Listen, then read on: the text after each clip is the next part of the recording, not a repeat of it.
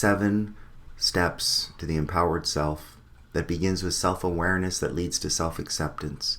And once you are aware and accept yourself, then you can receive the worthiness, the worth, self-worth that is your spiritual connection. And from self-worth, you develop and function with self-esteem. And out of self-esteem, you allow yourself to experience self-love, to love yourself for no reason at all. Not once you get the promotion, once you lose the weight, once you do this or do that or get married or get divorced or whatever it is. No, you love yourself just as you are, warts and all.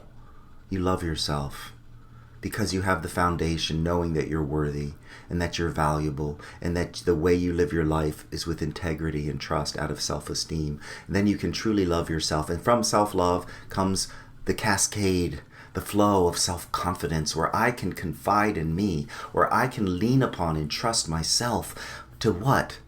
To discern what is truth for me, to understand what is truth and what is a lot of jetsam and flotsam of confusion and chaos out there. And when you don't have this foundation of empowerment, you will get pulled and sucked into all of the craziness of the world. Because you go on the internet, which is an explosion of information. But you can get lost there if you don't have a foundation of empowerment to think, to feel, to discern, and to say, does this make sense to me? Or is this just another distraction, another cool theory that doesn't quite pan out? Because as you search online, the information overload can cause people just to shut down altogether without having the benefit of confidence in yourself, trusting yourself. Not that you'll do things perfectly, not that you'll make every right, quote, decision, but that if you make a wrong, quote, decision, that you will figure it out, and your higher self, your soul, will help you to get back on track. That's what being confident in yourself is. It's not being perfect. It's not making all the right decisions. It's sometimes making wrong decisions, but trusting that your soul and your higher self will lead you back to where you need to be.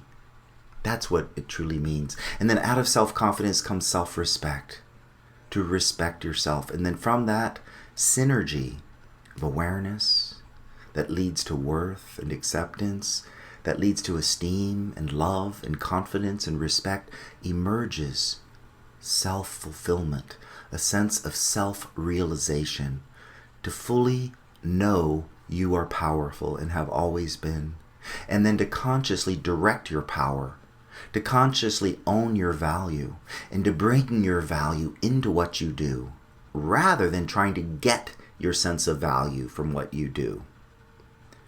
The ego is like, I've got to prove and validate and get my value by what I do and what I have and how much money's in the bank and all that. I'm trying to get my value from the illusion called life rather than bring my value into this illusion called life. It's a very different approach. One comes from a place of disempowerment, trying to get value from life rather than bring and give the value of who I am, who you are, a majestic and powerful spiritual being. And knowing that so much pain has erupted in people's lives in the last 2 years, because the pain was always there. It was repressed, it was denied, and you kept yourself distracted from it, denying it, distracting yourself, keeping yourself busy, overeating, over socializing, overdoing everything. And then, so that all of a sudden, when all that slows down, you start to, it's like the air conditioning running, right? In the background, you don't notice how loud it is until it shuts off. Then you're like, oh, wow, I didn't even know it was running. But once it's off, you notice how quiet it is. Well, it's the same. Pain was always there, but you kept yourself with all the noise and the confusion. You didn't feel or have time for it. You didn't sense it. But now that all that was shut off by Corona and you had time for solitude, all of a sudden you start to say, hey, where's all this pain coming from? Well, it was always there. Some might have been triggered by current events, but a lot of it was the pain of being disconnected from who you truly are. The pain of living and giving your power to your ego and letting your ego run your life. Now, one of the core foundations of what the ego feels is it's not enough. I'm not good enough. I'm not valuable enough. I'm not enough. And guess what? It's true. Your ego is not enough to make your life work. You need to understand that your ego is only a part of you, that you have this majestic, powerful part of you called your soul and your spirit that has always been waiting for you to choose to connect with it. It's not going to force you. It's not going to, because it honors your free will. And guess what? Part of your ego's journey of separating and forgetting who you are is part of the process of your spiritual journey. It wasn't a mistake. You needed to separate, to identify, and to discover yourself, and to discover and express yourself in different ways, to learn about who you are.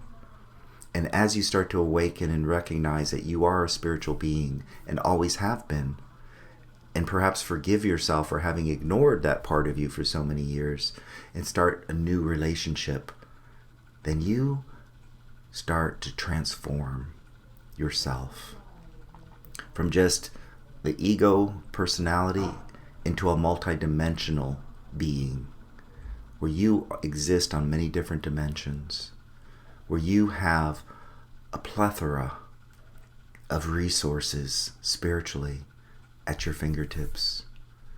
But you never let yourself go there because the ego cannot perceive it, doesn't want to perceive it, wants all the credit, wants to do it itself.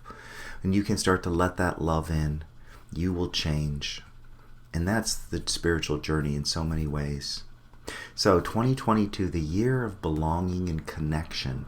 Because like that butterfly now, in a whole different world, free to soar, you're going to meet different people, different events, different things. You're going to see birds. You're going to see other, things that are out there in the world that you never could have fathomed was even possible. And you're going to open up and have to learn new ways to belong to yourself, from who you have come out of to who you've become, to relate, to connect with yourself, to deepen your awareness of who you truly are. Not who you've become, the ego, but who you are becoming, your empowered self. And it's about connecting more deeply with your soul and your spirit to build a foundation of hope, of trust, not faith, trust, trusting, like I said, your relationship with your higher self, your relationship with your soul and spirit. And what I mean by trusting the relationship, it doesn't mean that the information you get in meditation from your higher self and soul is going to always come through clearly, because it has to filter through your subconscious mind. It has to filter through your ego, so it can get twisted and distorted. But to trust the relationship means that if I get it twisted and distorted, the direction, the guidance that I'm getting, I trust my higher self will clarify that and bring me back into alignment. I trust the relationship long term.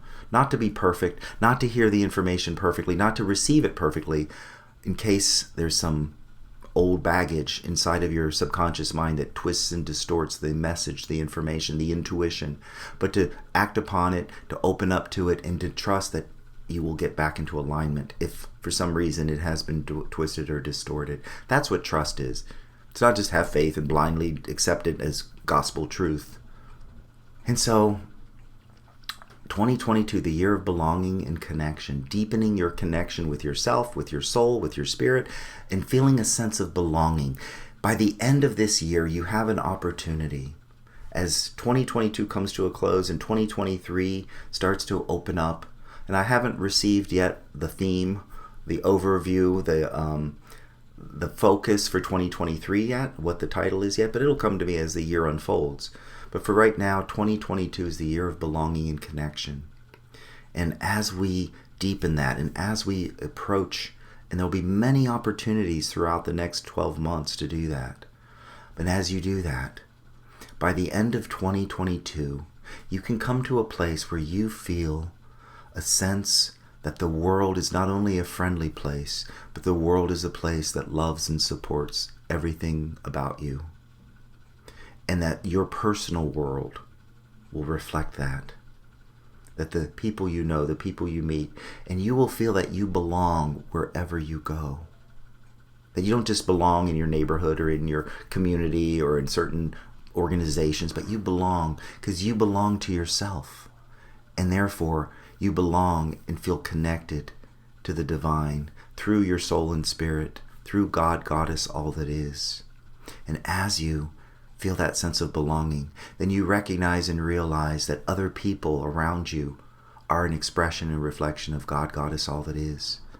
And I can feel I belong wherever I go, never feeling alienated or lost. That's an opportunity as this year unfolds.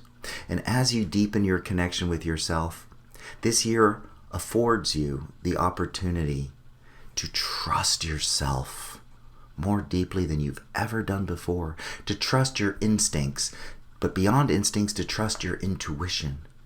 So to fine-tune the instinctive nature of your soul and spirit, to fine-tune the intuition and the wisdom from within, so that you can turn the volume up of your intuition and wisdom and turn down the volume of your egos. You're not enough, you're not good enough, nothing ever works out for you. To turn that volume down and to turn up the volume of your soul's whispers, your soul's guidance.